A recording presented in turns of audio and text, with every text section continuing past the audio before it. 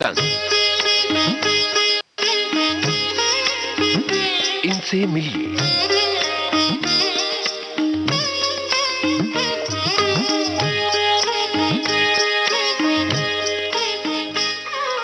इनसे मिलिए कार्यक्रम में पिछले हफ्ते हमने आपको सुनवाई थी बातचीत जाने माने आर्ट डायरेक्टर जयंत देशमुख से। तो सुनिए जयंत देशमुख से बातचीत का दूसरा और आखिरी भाग। इनसे बातचीत की है आपके इस दोस्त यूनुस खान ने। आपने प्रकाश झा के साथ बहुत सारी फिल्में की हैं, आरक्षण, राजनीति, चक्रव्यूह वगैरह। उनका सिनेमा विशाल के सिनेमा से भी अलग है और कमर्शियल सिनेमा से भी अलग है। भाई जी के बारे में हम लोग भाई जी बोलते हैं उनको। मैं कहता हूँ भाई जी के बारे में कि उस सिनेमा की राजनीति का सिनेमा ये बहुत अच्छे से वो जानते हैं। जी जी जी। और बड़े फिल्मकार हैं, कहानी की समझ है उनको और वक्त की समझ है कि कौन सी कहानी किस वक्त में वर्क करेगी। तो बेसिकली क्या, सिनेमा कहानी को या एक कथ्य को कहने का सरल मीडियम है। आप उसको जितना सरलता से लोगों को दिखाएंगे और समझाएंगे उतना लोगों को समझ में आएगा और लोग पिकअप करें। तो प्रकाश जी की ये सबसे बड़ी खासियत है कि वो बहुत सिंपल तरीके से चीजों को रख देते हैं। राजनीति ने समय में की बड़ी फिल्म हो गई, इसलिए हो गई कि एक तो महाभारत पे बेस थी और आपको कैरेक्टर समझ में आते हैं। और उस समय के परिदृश्य में जब राजनीति बनी और रिलीज हुई, वो हूबहू हमको वैसा दिखता है सिनेमा में।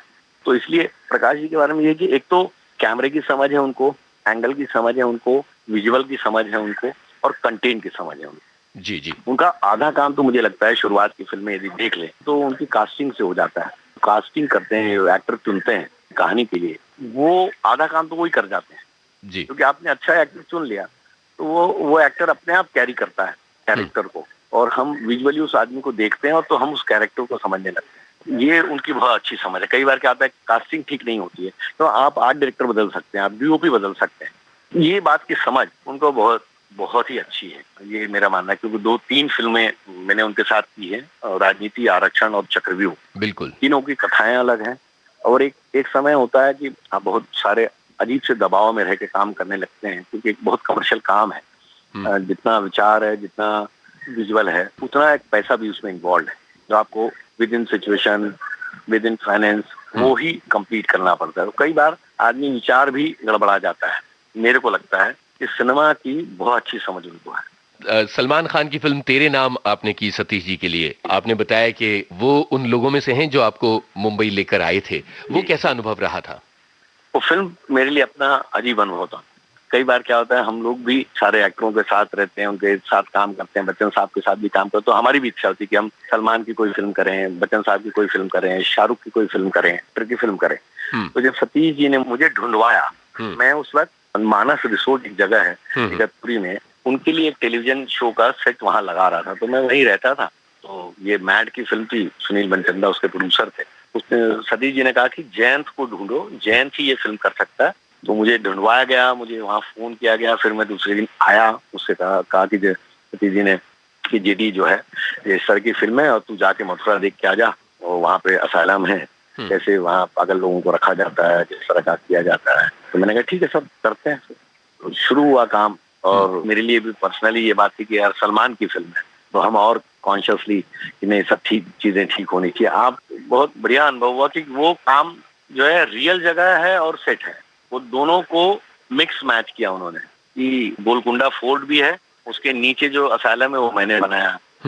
ऊपर जो आप देखते हैं कि सब कैदी लोग ऊपर घूम रहे हैं, वो रियल जगह है। तो रियल जगह को भी मैच करना एक इम्पॉर्टेंट होता है डायरेक्शन पॉइंट ऑफ व्यू से।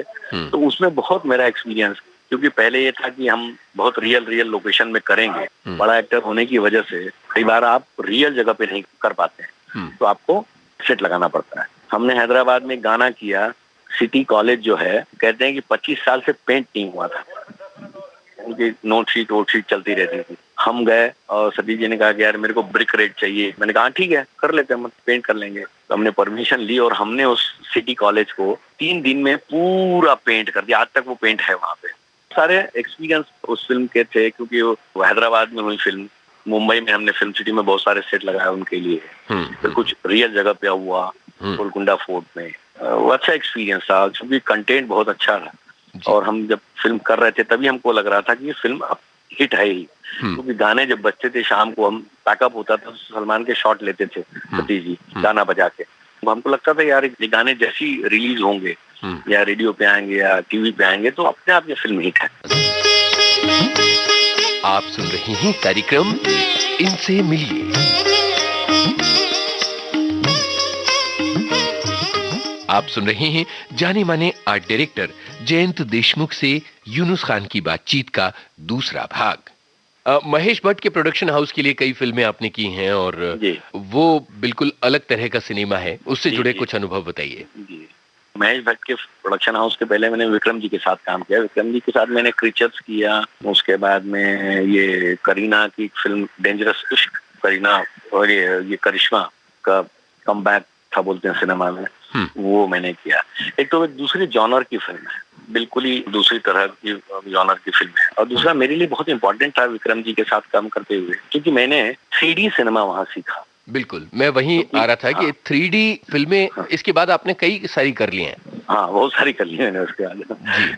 तो 3D का मेरे लिए भी ये था कि यार 3D क्या होता है और 3D में हम art direction point of view से हमें क्या करना है, इससे तो सीखने का बहुत मौका था मेरे लिए। तो वो दोनों तीनों फिल्में जो की मिस्टर एक्स तक सारे उन्होंने 3D में की फिल्म। तो एक तो जॉनर दूसरा है का आर्ट डायरेक्शन वैसा ही होगा, क्योंकि वो कहानी जिस तरह से चुन रहे हैं कि एक महामानव आता है और उठा के ले जाता है क्रीचर्स में, वो हमने ऊटी में एक घर लेके पूरा सजाया, उसको होटल बनाया और उसी का मैच करते हुए मुंबई में हम लोगों ने, या फिर गुफाएं की बहुत सारी, तो सारी मुंबई में हम लोगों ने बनाई। और उसमें वो क्रीचर्स का चलना, वो बॉडी आपको दिखती है वो सीजी में क्रिएटेड है, तो उसका जो फोरग्राउंड है, मतलब हाथ है, पाँव है, वो हम लोगों ने बनाया।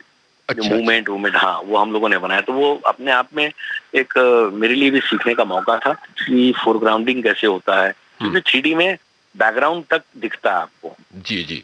तो मेरे लिए बहुत इंपॉर्टेंट था कि दोनों तीनों बड़ी फिल्में थी, तो कैसे 3D कंप्यूटर ग्राफिक और आर्ट डायरेक्शन, तो बहुत इंपॉर्टेंट हो जाता है, क्योंकि विजुअल तो हमारा बना हुआ था, कितना हम बनाएंगे, कितना सीजी वाला बनाएगा, कहाँ मैं पिलर लगाऊंगा, कहाँ नहीं लगाऊंगा, वो लिट कैसे होगा। इन 3-4 पिक्चरों ने मुझे बहुत सीखने को मिला विक्रम जी के साथ काम करते हुए।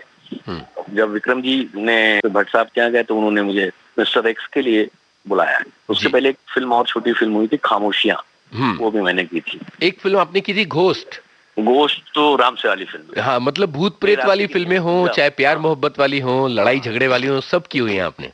इसलिए करना जरूरी है मुझे लगता है कि मेरे पॉइंट ऑफ व्यू से उसमें आर्ट डायरेक्शन का बहुत काम होता है। दरवाजा खुल गया, कब्र उठ गई, कुछ उड़ के चला आता है, लैम्प शेड उल्टा हो जाता है, कभी चाकू उड़ के कहीं लगता है, तो ये सब चीजें में आर्ट डायरेक्शन का बहुत काम होता है। मेरे पर्सनल आर्ट डायरेक्शन या प्रोडक्शन डिजाइनर के पॉइंट ऑफ व्यू से मेरे को जिस वैरायटी में मैंने फिल्म की है, तो मेरे को किसी आप इस तरह नहीं बांध सकते। मुझे ऐसा लगता है कि ये इसी तरह की फिल्म अच्छा करेगा जयंत, अरे उसको कोई भी फिल्म दे तो कर लेगा यार। तो इसके लिए मेरा वो करना भी जरूरी था। एक तो मित्र भी होते हैं, कई बार आपको उस लिए भी करना पड़ता है, कई बार कमर्शियल पॉइंट ऑफ व्यू से भी करना पड़ता है, क्योंकि मुंबई में रहना, सर्वाइव करना भी अपने आप में एक बहुत बड़ी बात है। तो वो उसके बीच में यदि आपके पास वक्त है और इस तरह की फिल्म मिलती है तो हम भी कोशिश करते हैं, हाँ चलो करते हैं, परिचित लोग भी हैं। और विक्रम के साथ काम करते तो मेरे लिए इम्पोर्टेंट ये था कि 3D का नॉलेज, CG का नॉलेज, क्योंकि जब भी मीटिंग होती थी CG वाला, मैं, विक्रम, ये सारे, और उनके पिता हैं प्रवीण भट्ट,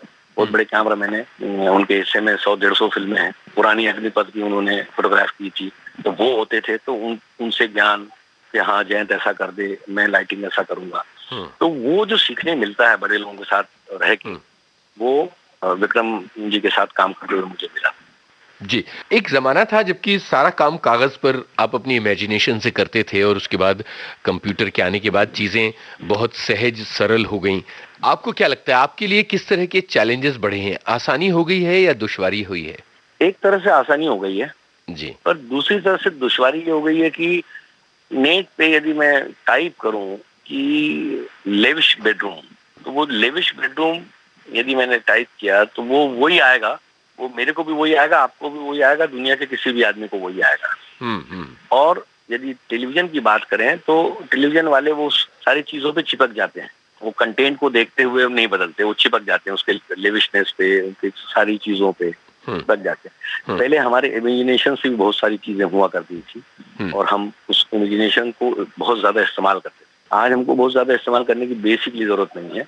हमने रेफरेंसेस निकाले, उसको कोऑर्डिनेट किया और हमने बोला भाई अब ये घर ऐसा दिखेगा, तो उस लेवल पे बहुत सरल हो गया है, ज्यादा तकलीफ नहीं है। और अभी डायरेक्टर को समझने के लेवल पे या डीओपी को समझने के लेवल पे सरल हो गया है। ये तो फायदा हुआ है टेक्नोलॉजी का। नए जो लोग आर्ट डायरेक्शन में आ रहे हैं वो लोग 3D मैक्स पे काम करते हैं, अपना डिजाइन करते हैं, तो वो हम वॉक थ्रू बनाते हैं, तो उससे पूरा सेट बनने के पहले कैसा होता है दिख जाता है। इस वक्त पहले हम लोग एक रफ मॉडल किया करते थे और उस रफ मॉडल को से फिर सारा डिस्कस किया करते थे। फिल्म में अभी भी होता है कि डीओपी, प्रोडक्शन डिजाइनर, डायरेक्टर, ज्यादा प्रोड्यूसर ये समझ जाते हैं चीजों को, क्योंकि सिनेमा का उनका ज्ञान रहता है। टेलीविजन में थोड़ा मुश्किल है, हर बार कोई ईपी बदल जाता है या और एक कोई क्रिएटिव नए आ जाती है, उनका ज्ञान अलग हो जाता है। एक शो से आधे शो में से कोई निकल जाता है, फिर तीसरा आ जाता है, तो उसका पॉइंट ऑफ व्यू अलग हो जाता है, उसका दृष्टि अलग हो जाती है शो को देखने की। तो ये टेलीविजन का प्रॉब्लम भी है, वो उसकी खासियत भी है, क्योंकि वैसा ही होगा टेलीविजन। सिनेमा वैसा नहीं होगा। सिनेमा में डिसीजन फैक्टर जो है 2-4 लोग होते हैं, टेलीविजन में 10 लोग होते हैं। जी। सबसे चैलेंजिंग फिल्म अपने करियर की अभी तक की आपको कौन सी लगी है जयंत जी? मेरे लिए हर फिल्म चैलेंजिंग है। क्यों? पहले दिन शूटिंग हो रही होती है तो मुझे इतना डर रहता है कि ये लोगों को पसंद आएगा कि नहीं आएगा, कि कोई गलती तो नहीं निकाल देगा। मुझे ऐसा लगता है कि हर सेट अपने आप में चैलेंज है, और चैलेंज और दुविधा ये दोनों यदि आपके दिमाग में नहीं है तो आप बहुत अच्छा नहीं काम कर सकते। मैं हर बार कहता हूँ कि मैं आर्ट डायरेक्शन का बिजनेस नहीं करता हूँ, मैं आर्ट डायरेक्शन करता हूँ। जब मैं बिजनेस करने लगूंगा तो मैं जो चीजें कागज पे बनाऊंगा उतना ही करूंगा। हमारे यहाँ हर चीज पहले से डिसाइडेड नहीं है, पर डायरेक्टर आता है, डीओपी आता है सेट पे, कल ये ऐसा नहीं करते हैं, थोड़ा ये कलर बदल देते हैं। वहाँ ऐसा नहीं होता। वहाँ एक बार यदि आपने सब तय कर लिया तो वो वैसा ही होता है, वो अंत तक वैसा ही रहता है।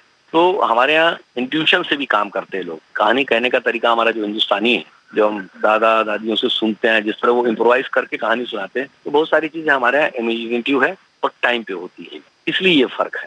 बहुत अच्छा लगा जयंत जी आपसे बात करके। बहुत बहुत शुक्रिया विविध भारती के लिए समय निकालने के लिए। धन्यवाद सर। ये था जाने माने आर्ट डायरेक्टर जयंत देशमुख से आपके इस दोस्त यूनुस खान की टेलीफोन पर की गई बातचीत का दूसरा और आखिरी भाग। इस कार्यक्रम के प्रस्तुतकर्ता विजय दीपक छिब्बर। इनसे मिलिए।